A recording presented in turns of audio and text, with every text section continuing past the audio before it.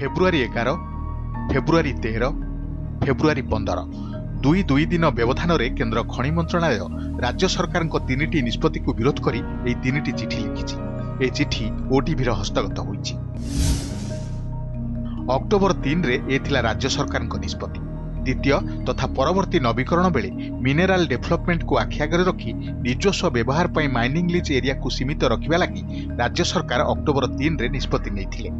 लीजधारी captive plant पर निज समय सीमा 30 वर्ष निमंते जेतिकी खनिज सामग्री आवश्यक सही परिमाणर खनिज अंचल चुकाई दिया आउ बाकी अंचल ओएमसी को हस्तांतर कराजिबो बोली निष्पत्ति होइतिला। हेले द्वितीय तथा परवर्ती खनि नवीकरण पर राज्य सरकार नैथिबा गुरुत्वपूर्ण निष्पत्ति को तुरंत प्रत्याहार करने केन्द्र खनि मंत्रणालय चिठी लिखिछि।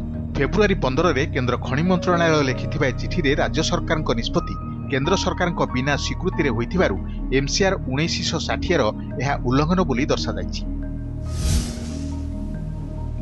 फेब्रुआरी 11 रे खनि मंत्रणालय लिखिथिबा चिठी रे राज्य सरकार ओएमसी पई भविष्य में खनि संरक्षित रखिबा निष्पत्ति को विरोध करा जाइछि।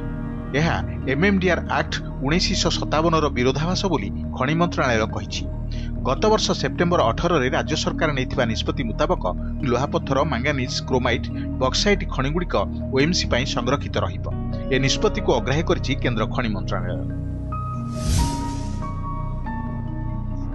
फेब्रुआरी 13 रे केन्द्र खनि मंत्रणालय राज्य सरकार डिसेम्बर 5 रे जारी करिथिबा निर्देशनामा को प्रत्याहार करिनिबा पई परामर्श दैछन्ति।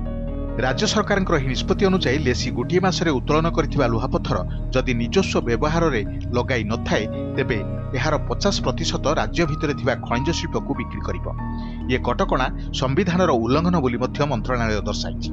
ए निष्पत्ति को प्रत्याहार करिबा पई कहिछि खनि मंत्रणालय।